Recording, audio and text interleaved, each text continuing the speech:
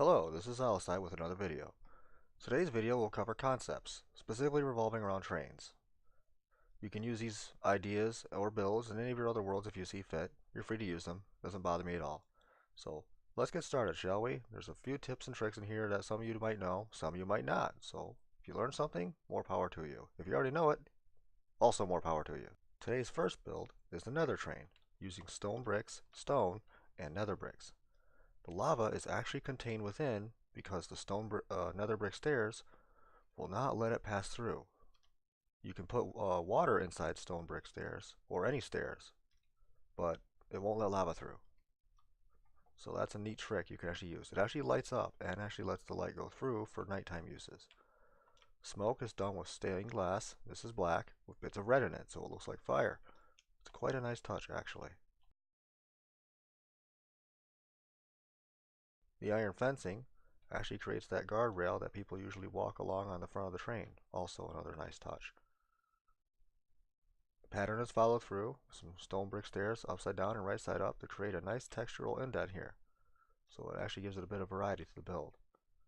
Same for the roof. A little bit right here, and so on the other side. The joining, or the coupler, is some iron fences and some stone brick stairs upside down. This creates a nice unique look.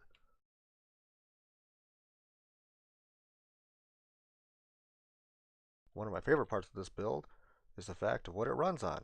Most trains like this, steam trains, run on coal. This is another train, so why not? We're going to have it run on souls.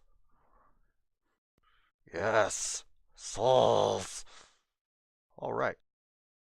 And for a little bit of measure, I put a shovel here on an item frame. So you can shovel them souls right in there. And this is where our souls come from, with more shovels. All right. So next up, we have a maglev train. These are commonly found in Japan as far as I know, where magnets inside the rails keep it levitated slightly above the actual rail itself. So it doesn't touch on the top or the bottom. And these things are actually known to go pretty fast. They can go, I don't know, several hundred miles per hour. This one uses dark wood, then oak, and then birch. So that way it gives a nice straight pattern along the whole thing. There isn't really much detail on the inside. Just some seats. We have a light rod here. So it looks like one of the fluorescent lights inset into the roof. This is actually slabs with some stairs to make it look as though the seats are slightly raised.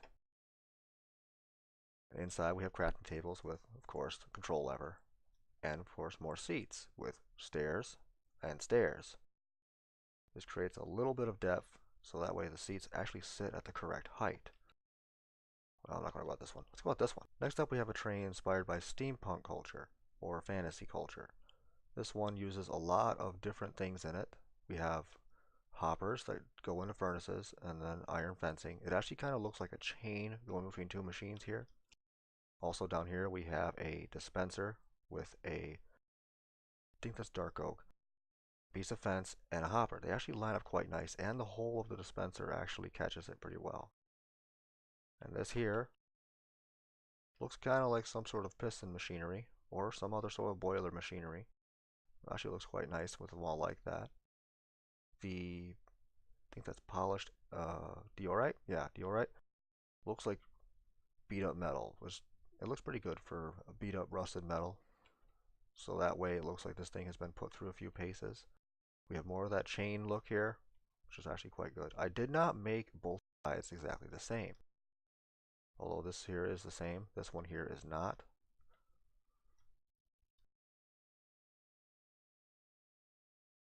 In this part, we have another dispenser, and a piece of chain actually would line up with this. Well, it's iron fence here, but if there was not a wall, it would line up with the hole in the center of the dispenser. Because there is, it just stretched out. That's fine too. And the boiler, you can use soul stand to create the bubbles so it actually looks like the water is boiling, which is actually fairly effective. Underneath, you can actually go in. Let me just go around this. Alright. And you can create upside down stairs to look like it's a sort of suspension system for your wheels. The wheels are one or two. I don't know how to do this with 3. It's probably not as effective. Inside, as always, we have the basic control lever. This one interior is actually done a little better than the other train. It has some stairs, a little detail, and some carpeting. More end rods for light. And last up, we have to set it to nighttime, is a train inspired by starlight.